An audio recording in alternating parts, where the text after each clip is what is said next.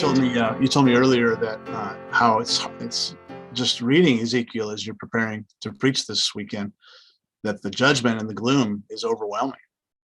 oh yeah, probably the saddest thing that I read in here was in Ezekiel 7. This is God speaking. I will turn my face away from them. I can't imagine being the people of God and knowing that God, feeling that God's face was turned away from them. But I also imagine that because of their sin, it's already been blocked. It's more like a culmination of what has been happening. These walls that have been built by the people until finally they're basically pushing their God to act in maybe to say in a way to save them.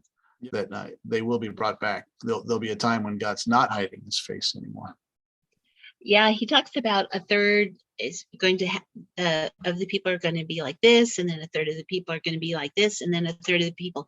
But in all of it, there is always a remnant that God, and the remnant are the people that really realize their sin. They realize where their circumstances and they turn to the Lord. And I just want to say, for anyone that's feeling under siege, under tremendous pressure, that the minute that you turn to Jesus, he is to God, he is there.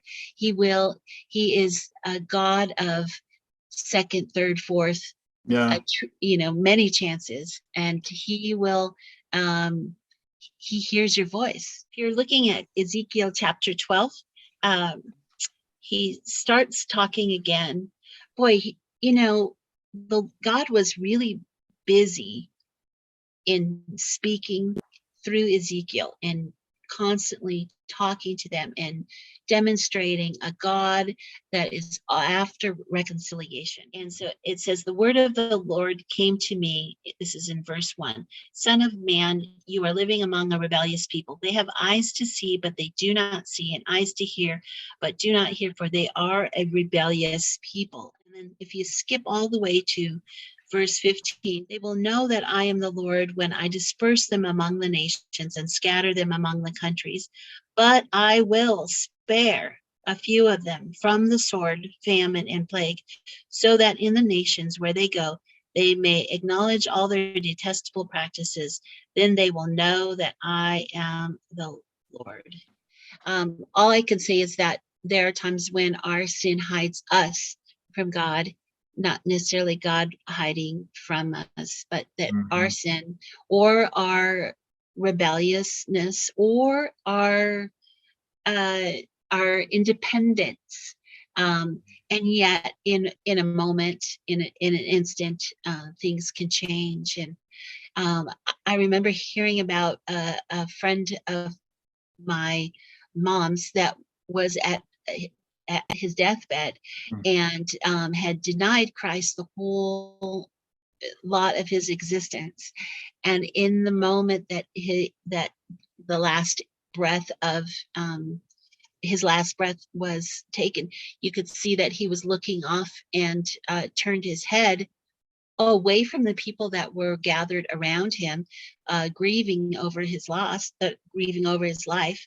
And I imagine that Jesus was right there saying, yeah, would you, not too late. Yes. And it's almost too late, but not quite. Yeah. And who knows? We don't know what happened. And there's many exchanges that we don't know about, but the truth is that God is there in a moment. Yeah. It's funny, even people who have been very close to God talk about like a dark night of the soul, where what was such a comfort before doesn't seem to be there. And yet it seems to kind of go along with what you're saying now, that we don't know what it is that God's working in us or breaking in us or bringing us through. But and it might feel like God has hidden his face when we have to get to the point of releasing or breaking or forgiving, or maybe lifting our head up and not complaining so much.